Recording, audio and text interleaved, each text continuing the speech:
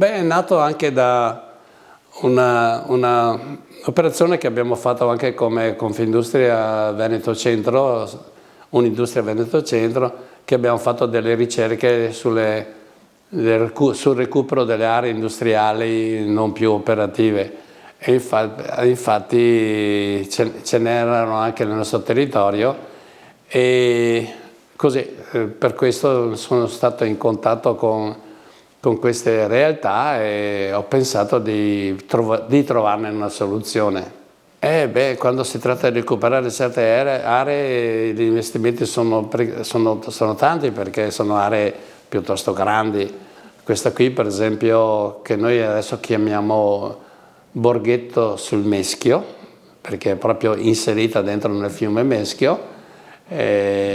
Sono interventi piuttosto grandi, perché si farà un albergo, si fa dei ristoranti, del wellness, un certo 30 appartamenti di un certo livello, tutto all'interno di un'area veramente naturalistica importante, un'isola praticamente.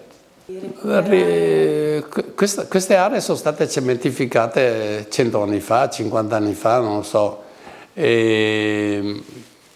per cui si tratta di utilizzare quelle piuttosto che andare a creare di altre.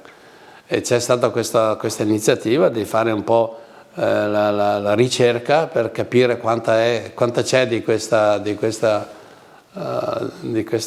queste aree abbandonate e cercare di farle recuperare. Noi come famiglia Mazzer stiamo facendo questa, che adesso abbiamo fatto per un anno per metterla, pulire, recuperare, metterla in sicurezza, e adesso abbiamo incominciato la ricostruzione. Questa qui già penso che a metà dell'anno prossimo saremo a buon punto come realizzazione. Mentre un'altra area importante, per esempio per Nuovo Vittorio Veneto Conegliano, l'ex cotonifici di Conegliano, un'area molto grande, sono 3 ettari di terreno in centro Conegliano, dove pensiamo di fare tutte quelle cose che in una città moderna mancano.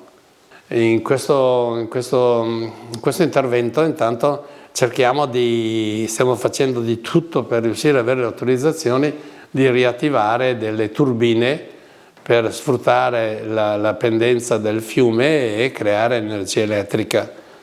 Penso che riusciremo, se ci sarà concesso, di riutilizzare 2 turbine per questo. In più abbiamo una pianificazione, credo che abbiamo già ottenuto anche il permesso della sovrintendenza, di creare una buona quantità di fotovoltaico, e comunque stiamo lavorando tutto su geotermica, su tutte queste cose qui, per rendere possibilmente autosufficiente tutto questo villaggio, perché diventa un centro, proprio un'isola, diventa un'isola a sé stante, autosufficiente.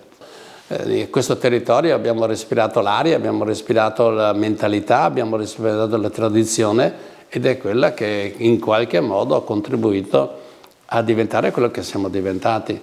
Per cui credo che sia un po' il ritorno di quello che abbiamo avuto in qualche modo.